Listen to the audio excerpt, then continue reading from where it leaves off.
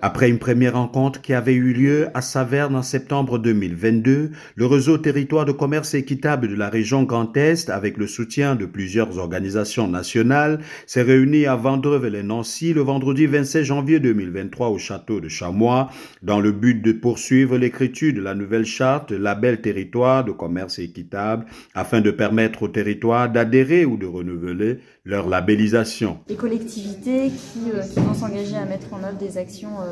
favorables au développement du commerce équitable sur leur territoire, très souvent en collaboration avec des associations locales qui sont présentes sur leur territoire. Donc ça peut être plein de choses, beaucoup de choses autour des achats publics,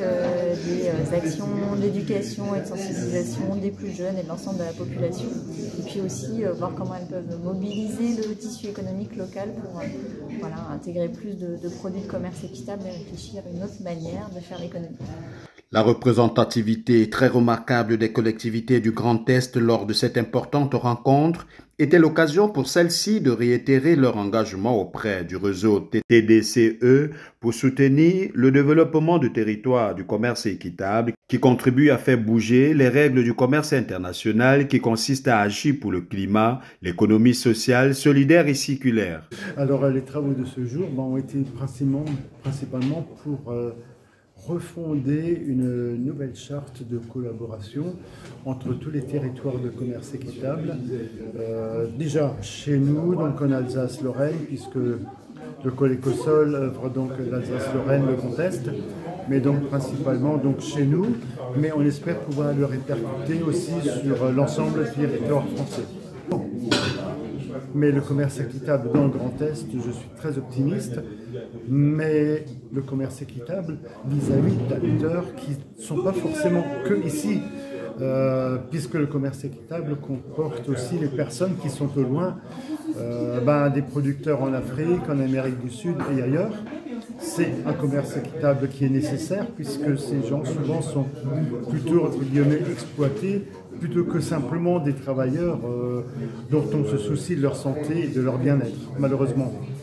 Et en France, le commerce équitable aussi, parce que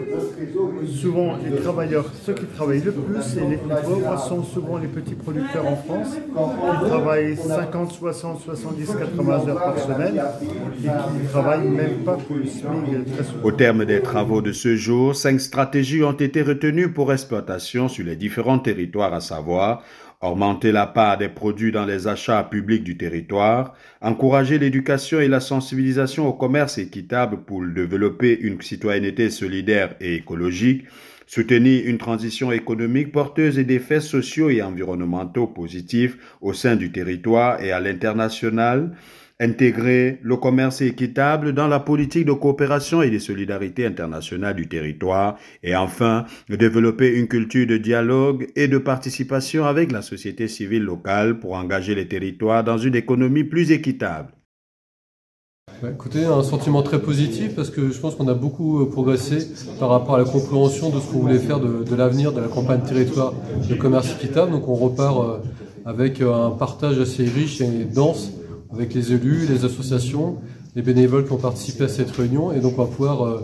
voir avec positivité, on va dire, de la poursuite de la campagne territoire de commerce équitable auquel sont attachés beaucoup d'acteurs du commerce équitable. Les enjeux futurs, donc c'est comment on arrivera à continuer à mobiliser les collectivités locales pour être partie prenante de la promotion du commerce équitable sur leur territoire. Et la campagne territoire de commerce équitable est un des outils qu'on s'est donné depuis une dizaine d'années pour les engager. Et avec cette nouvelle formule de la campagne, on espère pouvoir justement engager un nombre plus important de collectivités locales à nos côtés.